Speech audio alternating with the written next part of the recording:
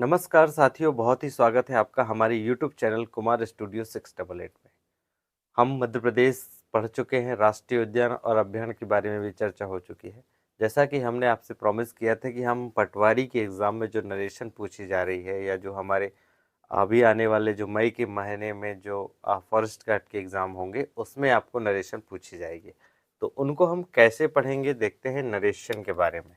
तो आज का हमारा टॉपिक रहेगा नरेशन के बारे में। वीडियो लंबा हो सकता है तो पेशेंस बना के देखेंगे नरेशन क्या होते हैं और यहाँ से कैसे एरर करते हैं फाइंड आउट, और किस प्रकार से आप नरेशन को हल कर सकते हैं, नरेशन के क्वेश्चनों को। तो देखेंगे जो नरेशन है, नरेशन को हिंदी में कहते हैं कथन। क्या कहते हैं? कथन। तो जो कथन होते हैं, कथन मतलब होता है सेंटेंस, या कथन यानी वक्ता के द्वारा कहे गए वाक्य, इसको कथन कहते हैं। तो नरेशन दो प्रकार की होती है, एक होती है डायरेक्ट नरेशन और एक होती है इनडायरेक्ट नरेशन। तो हम दोनों को पढ़ेंगे, डायरेक्ट नरेशन और एक होती है इनडायरेक्ट।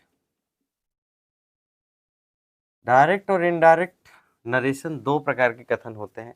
अब इसको कैसे पहचानेंगे, कैसे समझेंगे? जो लोग बहुत ही ज़्यादा बिगिनर हैं, जो जीरो से स्टार्ट कर रहे हैं ग्रामर को, उनको समझाने के लिए हम थोड़ा डीप में चलते हैं। तो देखेंगे कि एक व्यक्ति है जिसका नाम है राम, एक व्यक्ति है जिसका नाम है राम, एक है श्याम और एक है कालू। ये तीन व्यक्ति हो गए, श्याम, कालू और राम। अगर कोई बात है जो डायरेक्ट राम कालू से कह रहा है, राम ने कहा कालू से कि यार देखो, तुमने कल मेरा पेन चुरा लिया, मेरे पैसे निकाल लिए, मेरी साइकिल की हवा निकाल ली। तो ये जो राम कालू से कह रहा है, ये डायरेक्ट संवाद हो रहा है, ये दोनों एक दूसरे से डायरेक्ट बात कर रहे हैं। तो ये जो कथन आएंगे ये डायरेक्ट नरेशन में आएंगे, है ना, डायरेक्ट में आएंगे। और यदि राम जो है वो श्याम से बात करे कालू के बारे में कि यार देखो, जो कालू है उसने कल मेरे बैग से पैसे निकाल लिए, मेरे जेब से पैसे निकाल लिए, मेरी साइकिल की हवा निकाल ली, ये कह रहा है राम श्याम से। किसके बारे में? कालू के बारे में। और कालू, श्याम जाके बताए कालू को कि यार जो आ, राम है वो मुझसे कल ऐसा कैसा कह रहा था कि तुमने उसके साथ पैसे निकाल लिए या उसके साइकिल की हवा निकाल ली। तो ये जो चक्र चल रहा है, ये हम सीधी भाषा में कहेंगे चुगली करने का चल रहा है ना, चुगली। तो ये जो चुगली हो रही है, ये डायरेक्ट, ये जो चुगली होती है ये इनडायरेक्ट नरेशन में आती है। यानी वक्ता जो कथन कर रहा है वो इनडायरेक्ट तरीके से कर रहा है। कालू के बारे में तो चर्चा हो रही है, लेकिन किससे हो रही है? श्याम से। यहाँ पर श्याम राम के श्याम जो है वो कालू से चर्चा कर रहा है राम के बारे में। यानी कोई तीसरे व्यक्ति के बारे में बात हो रही है जो वहाँ पर प्रेजेंट नहीं है। ये है इनडायरेक्ट नरेशन। और डायरेक्ट नरेशन वो होती है जो आमने सामने बात हो जाए या आमने सामने हम जिससे बात कर लें, ये डायरेक्ट नरेशन के अंतर्गत आएगा। इनडायरेक्ट नरेशन में जब तीसरा व्यक्ति प्रेजेंट ना हो और उसके बारे में चर्चा हो, है ना। चुगली करना बेसिकली, आप तो समझते होंगे चुगली करना क्या है। गाँव में या शहर में एक दो मंत्रा तो ऐसी पाई जाती हैं जो एक दूसरे के बिना जो है घर तोड़े बिना नहीं रहती। इसकी चुगली उससे कर दी, सास की बहू से कर दी, बहू की सास से कर दी, और आपस में फूट डाल के और फिर लड़ाई करवा दी। ये हर युगों में हुआ है, सतयुग, द्वापर, त्रेता और ये कलयुग में तो भरमार पड़ी है लोगों की, चुगली करने वालों की। इनसे बच के रहिएगा। जो इनसे बच गया उसका घर ठीक है, और जो नहीं बचा उसका घर बर्बाद होने में टाइम ही नहीं लगता। बहरहाल हम इस पे बात नहीं करेंगे, हम बात करेंगे ये इनडायरेक्ट नरेशन है, चुगली करना, यानी एक दूसरे के बारे में चुगली कर दिए, ये इनडायरेक्ट नरेशन की बारे बात हो गई।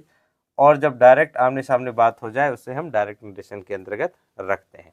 तो ये पढ़ने से पहले ये समझना बहुत ज़रूरी था कि ये डायरेक्ट और इनडायरेक्ट होता क्या है। अब इसके बारे में और चर्चा करेंगे, डायरेक्ट और इनडायरेक्ट के बारे में। फिर हम नियम देखेंगे कि डायरेक्ट से इनडायरेक्ट बनाने की क्या नियम होते हैं, कैसे हमें सब्जेक्ट बदलना है, और कैसे हमें और चीज़ें करनी है जिसके हमें क्वेश्चन पूछे जाएंगे। तो यहाँ पर देखिए, डायरेक्ट और हमने इनडायरेक्ट दो तरीके की नरेशन देख ली कि दो तरीके की नरेशन होती है। अब इसके क्वेश्चन कैसे आते हैं, क्वेश्चन से मैं समझाता हूँ कि क्वेश्चन कैसे बनेगा और हमें उसे कैसे फाइंड आउट करना है। तो देखेंगे एक डायरेक्ट नरेशन का क्वेश्चन पूछेंगे, है ना। एक मैं डायरेक्ट नरेशन का क्वेश्चन लिख रहा हूँ। जैसे Mohan said to me, inverted comma, Mohan said to me, I have bought, B-O-U-G-S-T, bought a pen, inverted comma बंद। ये तो ये आपको एक सेंटेंस लिखा हुआ है, इसमें देखिए Mohan said to me, I have bought a pen। तो इन डायरेक्ट नरेशन पहचानने के लिए आपको ध्यान रखना है कि जब भी डायरेक्ट नरेशन का सेंटेंस आएगा तो इन्वर्टेड कॉमा लगा हुआ आएगा। इन्वर्टेड कॉमा अगर किसी सेंटेंस पर लगा है, कथन में लगा है, तो आप ये मान के चलिए कि वो आपको डायरेक्ट नरेशन के अंतर्गत रखा गया है। तो डायरेक्ट नरेशन क्या होगी? I have brought a pen, ये डायरेक्ट नरेशन में आपको इसके अंदर ही पूछा जाएगा। तो आप समझ जाइए, जब भी इन्वर्टेड कॉमा आए आपको डायरेक्ट नरेशन में है, उसको इनडायरेक्ट चेंज करना है। तो यहाँ पर क्या क्या चीज़ें होती हैं वो समझ जाएंगे। तो इन्वर्टेड कॉमा के बाहर के भाग को हम कहते हैं रिपोर्टिंग क्लाउज, है ना, रिपोर्टिंग क्लाउज। इन्वर्टेड कॉमा के बाहर के भाग को रिपोर्टिंग क्लाउज कहते हैं, और जो आपका इसका सब्जेक्ट होगा उसको कहेंगे रिपोर्टिंग सब्जेक्ट, है ना, रिपोर्टिंग सब्जेक्ट। और इसकी जो वर्ब होगी उसको कहेंगे रिपोर्टिंग वर्ब, और इसका जो ऑब्जेक्ट रहेगा उसको कहेंगे रिपोर्टिंग ऑब्जेक्ट, रिपोर्टिंग क्लाउज का ऑब्जेक्ट। तो यहाँ पर ये चीज़ें आप समझ रहे हैं तो आपसे आसानी से बहुत अच्छे तरीके से बनेगा। फिर से मैं बता दूं, जो इन्वर्टेड कामा के बाहर के सेंटेंस होता है उसको कहते हैं रिपोर्टिंग क्लाउज। और रिपोर्टिंग क्लाउज में क्या क्या होता है? रिपोर्टिंग सब्जेक्ट होगा, रिपोर्टिंग आपका वर्ब होगा, और रिपोर्टिंग ऑब्जेक्ट होगा। इतनी चीज़ें आपको ध्यान रखनी है। फिर इसके अंदर देखेंगे, इसको क्या कहते हैं? इसको कहते हैं रिपोर्टेड स्पीच, है ना, POTED, रिपोर्टेड स्पीच। इसको कहते हैं रिपोर्टेड स्पीच, यानी इन्वर्टेड कॉमा के अंदर के भाग को रिपोर्टेड स्पीच कहते हैं। ये रिपोर्टेड सब्जेक्ट हो गया, ये हेल्पिंग वर्ब हो गई, और ये मैन वर्ब हो गई, है ना, और ये ऑब्जेक्ट हो गया। तो आपको अगर ये फाइंड आउट करने आता है तो आपको बहुत अच्छी बात है, जिनको नहीं आता है वो ऐसे फाइंड आउट कर लेंगे कि हमें ऐसे फाइंड आउट करना होता है। साथ में देखेंगे कि इसका अगर डायरेक्ट नरेशन है और इनडायरेक्ट अगर बनाने को कहे तो इनडायरेक्ट बनाने के लिए देखिए हम बना के देखते हैं। इनडायरेक्ट क्या बनेगा इसका? इनडायरेक्ट, तो इनडायरेक्ट बनाने के लिए आप समझिए कि हमें सेंटेंस सेम टू सेम रखा है लेकिन कुछ चीज़ें बदल जाएगी। देखेंगे इसका क्या बनेगा। तो Mohan said to me that he had bought a pen, ये आपका बन गया इनडायरेक्ट नरेशन। अब देखिए इसमें क्या क्या चेंजेस आए। इसमें चेंजेस आए कि यहाँ पर हमने सेम टू सेम रखा, कोई दिक्कत नहीं, लेकिन जो अब हमें सेंटेंस रिपोर्टिंग स्पीच का सेंटेंस जो इन्वर्टेड कॉमा को हमने फिनिश्ड किया तो उसकी जगह हमने क्या रखा? दैट। और फिर कुछ चेंजेस करे यहाँ पर वर्ब के साथ, और यहाँ मैन वर्ब के साथ कोई चेंजेस नहीं किया, और ये पूरा का पूरा आ गया। तो हम वीडियो को जैसे जैसे ये आगे बढ़ेंगे, रूल्स को जैसे जैसे आगे बढ़ाएंगे, वो सारी चीज़ें हम देखेंगे। फिलहाल आप इतना समझिए कि ये डायरेक्ट नरेशन होता है। इनडायरेक्ट नरेशन को बनाते समय हम इन्वर्टेड कामा को हटा देते हैं और दोनों सेंटेंस को जोड़ते समय दैट का प्रयोग करते हैं, और दैट के साथ में कभी कभी हम इफ़ का भी प्रयोग करते हैं। इफ़ के साथ में वेदर का प्रयोग, है ना, कभी कभी हम वेदर का प्रयोग कर लेते हैं और कभी कभी टू का प्रयोग कर लेते हैं। तो तीन शब्द जो हैं वो दैट की जगह में कई बार आ जाते हैं सिचुएशन के अनुसार। इफ़ का भी प्रयोग होता है, वेदर का प्रयोग होता है, और टू का भी प्रयोग होता है। तो हम आगे तो पढ़ेंगे इनको साथ में, लेकिन आप फिलहाल समझ जाइए कि इन्वर्टेड कामा को ख़त्म करके हम यहाँ पर दैट का प्रयोग करते हैं, या इफ़ का प्रयोग करेंगे, वेदर का, या टू का प्रयोग करेंगे, तब हमें इनडायरेक्ट नरेशन बनाएंगे तब। तो आप ये समझ जाइए आज की डेट में कि कैसे हमें डायरेक्ट नरेशन आएंगे और उन्हें इनडायरेक्ट नरेशन बनाना पड़ेगा, या इनडायरेक्ट नरेशन का सेंटेंस क्या होता है, कैसे बनता है। अब हम आगे देखेंगे कि जो नरेशन है उसमें सब्जेक्ट कैसे चेंज होते हैं, सब्जेक्ट के नियम बदलते हैं कि कौन सा सब्जेक्ट आए तो कौन सा आपको लगाना है फॉर्म, सब्जेक्ट कौन सा आपको यूज़ करना है, तो ये सारे देखेंगे। तो देखते हैं उनके बारे में और चर्चा करेंगे कि कैसे हमें सब्जेक्ट बदलना है।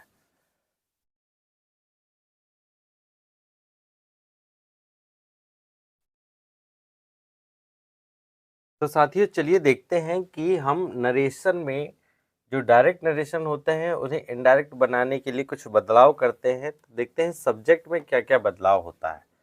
हम वन बाय वन पढ़ेंगे कि क्या क्या बदलाव होते हैं। तो देखिए मैं यहाँ पर लिख रहा हूँ एक डायरेक्ट नरेशन का सेंटेंस, और इसमें हम देखेंगे क्या होगा कि he says to me inverted comma I will go to Bhopal. ये एक सेंटेंस मैंने लिखा, he says to me I will go to Bhopal. तो ध्यान रखेंगे जब भी रिपोर्टिंग स्पीच का सब्जेक्ट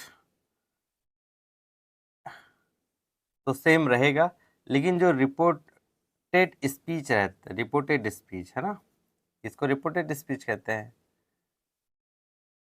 शॉर्ट में लिख देता हूँ रिपोर्टेड स्पीच, और ये रिपोर्टिंग क्लाउज। तो हमें देखना है कि जब हमें रिपोर्टेड स्पीच का सब्जेक्ट बदलना हो तो हमें क्या नियम लगाना है। तो इसका हम इनडायरेक्ट बना ले पहले। इनडायरेक्ट क्या बनेगा, he says to me that he will go to Bhopal. इसका बन गया इनडायरेक्ट। हमें देखना है कि जो रिपोर्टेड स्पीच है इसका सब्जेक्ट हमने बदल के कर दिया यहाँ पर ही। ये क्यों किया और ये बदलता है, तो कैसे बदलता है और क्या नियम है ये देखेंगे। तो जब भी हमें रिपोर्टेड स्पीच का सब्जेक्ट बदलना हो, यहाँ पे देखेंगे जब भी फर्स्ट पर्सन हो, यहाँ पर आई जो है वो फर्स्ट पर्सन है, फर्स्ट पर्सन सब्जेक्ट है।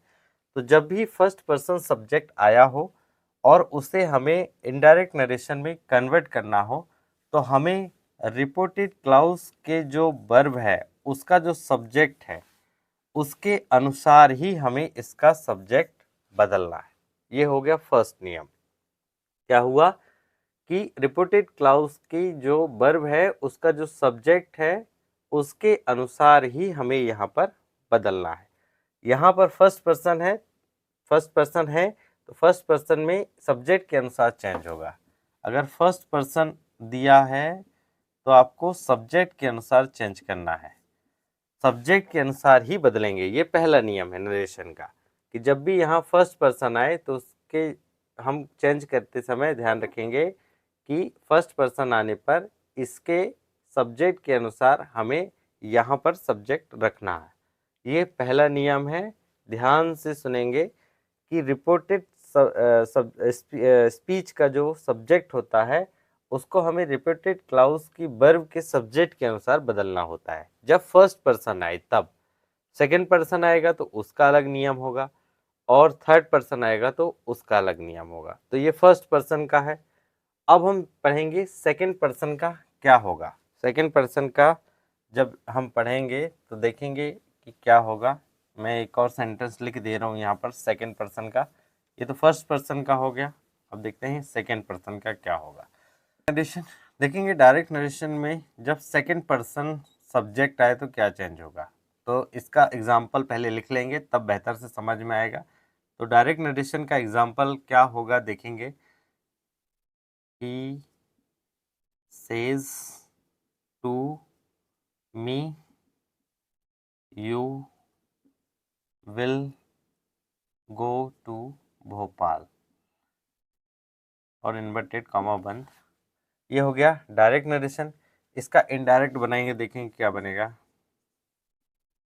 इनडायरेक्ट में हम इसको बदल देंगे तो बनेगा he says to me that I will go to Bhopal. ये हमारा बन गया इनडायरेक्ट नरेशन। तो इसमें देखिएंगे हमने पहले पढ़ा था कि इसको कहते हैं रिपोर्टिंग स्पीच, इसको कहते हैं रिपोर्टिंग क्लाउज। तो रिपोर्टिंग हम है यहाँ पर देखिए ये आ गया सेकंड पर्सन। तो जब भी हम अगर यहाँ पर फाइंड आउट करें कि सेकंड पर्सन आया है तो हमें यहाँ पर क्या चेंजेस करने पड़ेंगे। तो जब भी सेकंड पर्सन आए यहाँ पर तो आपको ऑब्जेक्ट को देखना है। रिपोर्टिंग क्लाउज के ऑब्जेक्ट के अनुसार ही यहाँ पर आपको सब्जेक्ट लगाना है। तो देखिए यहाँ पर सेकंड पर्सन है तो सेकंड पर्सन में ऑब्जेक्ट के अनुसार, ध्यान रखेंगे सेकंड पर्सन में ऑब्जेक्ट के अनुसार, फर्स्ट पर्सन में सब्जेक्ट के अनुसार, सेकंड पर्सन अगर आएगा तो ऑब्जेक्ट के अनुसार आपको लगाना है।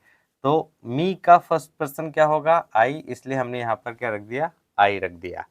तो इसके जब सेकंड पर्सन में आएगा तो ऑब्जेक्ट के अनुसार करेंगे और फर्स्ट पर्सन आएगा तो सब्जेक्ट के अनुसार करेंगे। सपोज अगर किसी सेंटेंस में ऑब्जेक्ट आए नहीं तो फिर कैसे बदलेंगे। उस स्थिति में आप ध्यान रखेंगे कि जब ऑब्जेक्ट ना आए तो हमें क्या करना है, आई और ही का प्रयोग करना है। जब ऑब्जेक्ट ना आए तब प्रयोग करना है आई और ही का।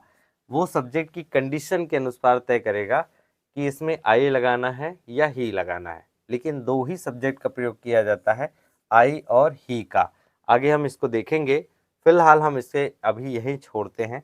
हमें ध्यान रखना है कि जब ऑब्जेक्ट सेकंड पर्सन आए तो सेकंड पर्सन में रिपोर्टिंग क्लाउज के ऑब्जेक्ट के अनुसार हमें सब्जेक्ट बदलना होता है यहाँ पर, और अगर यहाँ फर्स्ट पर्सन आए तो इसके सब्जेक्ट के अनुसार हमें चेंज करना होता है ये वाला सब्जेक्ट। ये आपको ध्यान रख के चलना है। आगे अगर थर्ड पर्सन आए तो क्या करेंगे, थर्ड पर्सन के लिए देखेंगे थर्ड पर्सन में क्या कहानी बनती है।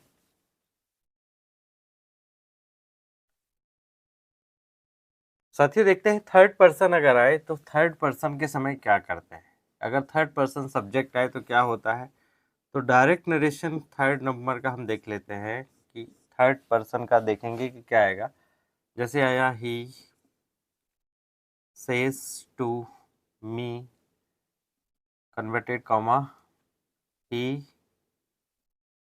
विल गो टू भोपाल, ये आ गया। तो इसे इनडायरेक्ट बनाते समय क्या करेंगे, इनडायरेक्ट बनाते समय करेंगे he says to me that he will go to Bhopal. ये इसका पूरा का पूरा आपको सेम टू सेम आ जाएगा। ध्यान रखेंगे कि जब थर्ड पर्सन आए तो नो चेंजेस करना है, कोई बदलाव नहीं होगा। यहाँ पर देखिए थर्ड पर्सन आया है ही और हमने यहाँ डायरेक्ट जो है ही लिख दिया है, इसमें नो चेंजेस किया, कोई बदलाव नहीं, नो चेंजेस, नो चेंजेस। तो थर्ड पर्सन आए तो उसमें आपको कोई बदलाव नहीं करना है। थर्ड पर्सन में एग्जैक्ट आपका रिपोर्टेड स्पीच का जो सब्जेक्ट है उस वही के वो पूरा का पूरा आ जाएगा, आपको कहीं ध्यान देने की ज़रूरत नहीं है। फर्स्ट पर्सन में सब्जेक्ट के अनुसार बदलना है, सेकंड पर्सन में ऑब्जेक्ट के अनुसार बदलना है, और थर्ड पर्सन में नो चेंज यानी कोई बदलाव नहीं करना है। लेकिन अगर यहाँ पर थर्ड पर्सन ना होकर कोई न्यूज़पेपर या मैगजीन की बात हो, किसकी, न्यूज़पेपर या मैगजीन की, इसको मिटा दूं फिर मैं बताता हूँ।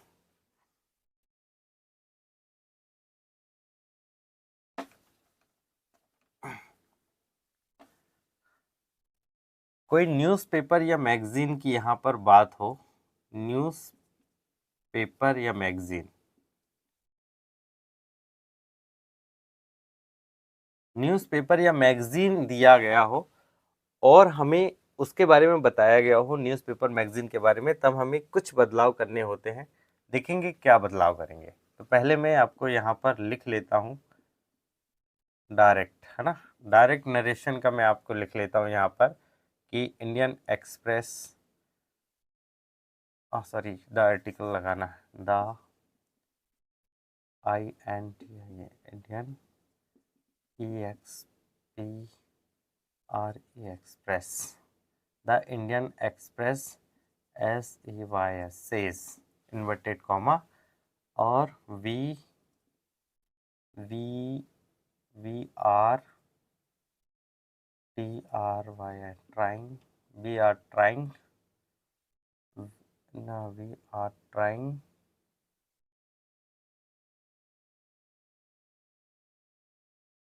our best। आगे सेंटेंस लंबा हो जाएगा, इतना ही रहने दे। तो देखेंगे इसका इनडायरेक्ट हम बना लेंगे। इनडायरेक्ट क्या बनेगा? इनडायरेक्ट बनाते समय कुछ नहीं करना है, कुछ बदलाव होंगे। The Indian Express says that, inverted comma हट जाएगा यहाँ से, दैट वी जब आए, ध्यान रखेंगे इसमें बदलाव होंगे। वी, जब वी पूछा जाए यहाँ पर सब्जेक्ट अगर वी रहे या वी के साथ में आपको वी अस रहे तो इसके स्थान में आपको इट का या इट्स का प्रयोग करना है, या अवर। तीन चीज़ें ध्यान रखेंगे, तीन चीज़ें आपको ध्यान रखना है कि वी हो, अस हो या अवर हो। कहाँ पर? रिपोर्टेड स्पीच का जो सब्जेक्ट है वहाँ पर अगर वी हो, अस हो या अवर हो तो उसे कन्वर्ट करते समय हम इट का प्रयोग करते हैं या इट्स का प्रयोग करते हैं। तो देखिए हमने कहा यहाँ पर क्या बनाया, the Indian Express says that we, तो यहाँ पर लगाएंगे इट, और जब इट यहाँ पर सिंगुलर लग गया तो हम यहाँ आर हटा के यहाँ पे इज लगा देंगे। ये डिफ़िकल्ट है, डिफ़िकल्ट इसलिए कि अभी आपने शुरुआत है, टेंस आपने चेंज करना नहीं सीखा है। जब वो आप सीख जाएंगे तब आपको ये बेहतर तरीके से और अच्छे से समझ आएगा। तो अगर आपने हमारे टेंस के वीडियो नहीं देखे हैं तो हमारी प्लेलिस्ट में टेंस पूरा पड़ा हुआ है, एक एक टेंस को हमने वहाँ कवर करने की कोशिश की है। तो अगर आप इंग्लिश ग्रामर बेसिकली बहुत अच्छा सीखना चाहते हैं ताकि आपके नंबर आए तो हमारे वो वीडियो भी ज़रूर देखेंगे। तो देखेंगे हम क्या बनेगा यहाँ पर, the Indian Express says that it is trying, our है तो यहाँ पर आ जाएगा इट्स बेस्ट, और ये खत्म। तो देखेंगे कि यहाँ पर अवर आया तो हमने यहाँ पर इट्स लगा दिया, यहाँ पे बी आया तो हमने यहाँ पर इट लगा दिया। तो यही कुछ बदलाव हैं जब न्यूज़पेपर और मैगजीन की बात हो। यहाँ पर देखिए न्यूज़पेपर की बात हो रही है, इंडियन एक्सप्रेस। तो जब न्यूज़पेपर दिया गया हो या कोई मैगजीन का नाम दिया गया हो और सब्जेक्ट वी हो या अस हो या अवर हो तो उस स्थिति में हमें इन सब्जेक्टों को बदलकर इट या इट्स का प्रयोग करना होता है। यही कुछ नियम है जो हमें ध्यान रखना है। तो हमने आज क्या क्या पढ़ा कि जब यहाँ पर रिपोर्टेड स्पीच का सब्जेक्ट फर्स्ट पर्सन हो, है ना, फर्स्ट पर्सन हो, सेकंड पर्सन हो या थर्ड पर्सन हो, तो फर्स्ट पर्सन होगा तो किसके साथ बदलेंगे? सब्जेक्ट के साथ। तो फर्स्ट पर्सन अगर होगा तो आपको सब्जेक्ट के साथ बदलना है, फर्स्ट पर्सन होगा तो सब्जेक्ट के साथ बदलना है। सेकंड पर्सन होगा तो आपको ऑब्जेक्ट के साथ बदलना है। अगर यहाँ पर सेकंड पर्सन होगा तो आपको ऑब्जेक्ट के साथ बदलना है। अगर थर्ड पर्सन हो तो नो चेंजेस, क्या होगा? नो चेंजेस, कोई बदलाव नहीं करेंगे। लेकिन अगर यहाँ पर वी हो या अस हो या अवर हो, वी हो, अस हो या अवर हो, तो हमें बदलकर क्या रखना है? कब, किस स्थिति में? जब यहाँ पर कोई मैगजीन या न्यूज़पेपर दिया गया हो, यहाँ पर कोई मैगजीन या न्यूज़पेपर का आपका न्यूज़पेपर के बारे में चर्चा की गई है या कोई मैगजीन के बारे में बताया गया हो, तब उस स्थिति में आपको यहाँ पर इट लगाना है या फिर इट्स लगाना है। वी और अस के साथ तो इट ही आता है और अवर के साथ इट्स आता है, ये ध्यान रखेंगे। तो हमने आज की वीडियो में ये सोचा कि हम इसको समझा दें और हमने बेहतर तरीके से कोशिश की। अगर ना समझ में आए तो आप हमको फिर से बताइएगा, एक और नया वीडियो और आसान तरीके से बताएंगे ताकि ये चीज़ आपको समझ में आ जाए। ये चीज़ अगर आपको समझ में आ गई तो आने वाले जो नरेशन है, जो हम सेंटेंस की टेंस की जो आपको डायरेक्ट से इनडायरेक्ट बनाएंगे, ट्रांसलेट करेंगे, तो वो तो आपको बेहतरीन तरीके से समझ आ ही जाएगी। तो आज पहला दिन था और एक वीडियो में नरेशन को कवर करना बहुत ही मुश्किल है, क्योंकि इसमें अच्छे अच्छे जो टीचर हैं वो हाथ खड़े कर देते हैं, क्योंकि नियम इसमें थोड़े से ज़्यादा हैं। तो हम कोशिश कर रहे हैं आपको कि आसान से आसान शब्दों में, शब्दावली में आपको कंप्लीट कर पाए। तो आज के वीडियो में हमने पढ़ा कि रिपोर्टेड स्पीच का जो सब्जेक्ट होता है, रिपोर्टेड स्पीच का सब्जेक्ट को हम कैसे बदलते हैं, किन परिस्थितियों में बदलते हैं, कब कब बदलते हैं। साथ में ये पढ़ा कि हमने यहाँ पर जब इन्वर्टेड कॉमा को ख़त्म करते हैं और सेंटेंस को जब इसको साथ जोड़ते हैं तो किन शब्दों का प्रयोग करते हैं, ये भी हमने देखा। तो होपफुली हम अगले वीडियो में जो टेंस होंगे नरेशन को कन्वर्ट करने के लिए, तो उनके बारे में चर्चा होगी और कैसे क्वेश्चन पूछे जाते हैं वहाँ से, ये भी हम जानेंगे। फिलहाल हमने ये 4 चीज़ें पढ़ी आज। आप एक बार वीडियो आप फिर से देखिए, तो हो सकता है आपको ये अच्छे तरीके से समझ आ जाए, और ना आए तो भी बता दीजिएगा, हम इसे समझाने का प्रयास करेंगे। कमेंट बॉक्स में ज़रूर कमेंट करिएगा। तो I think it's enough for today. कल हम पढ़ेंगे चेंजेस, क्या क्या बदलाव आते हैं, कि कौन सा सेंटेंस रहेगा तो कौन सी हेल्पिंग वर्ब लगाएंगे, ये तमाम चीज़ें हम बदलेंगे कि किस टेंस का वाक्य रहेगा। तो यहाँ पर हम इनडायरेक्ट बनाते समय किस टेंस की हेल्पिंग वर्ब लगाएंगे, ये तमाम चीज़ें जो है वो हम कल के वीडियो में पढ़ेंगे, क्योंकि आज का वीडियो लंबा हो जाएगा और आप इतना लंबा वीडियो देखने के आदी मुझे नहीं लगता कि हैं। तो धीरे धीरे सीखेंगे, लेकिन कुछ अच्छा सीखेंगे, कोशिश प्रयास रहेगा। तो I think it's enough for today. Have a nice day. Thanks for watching.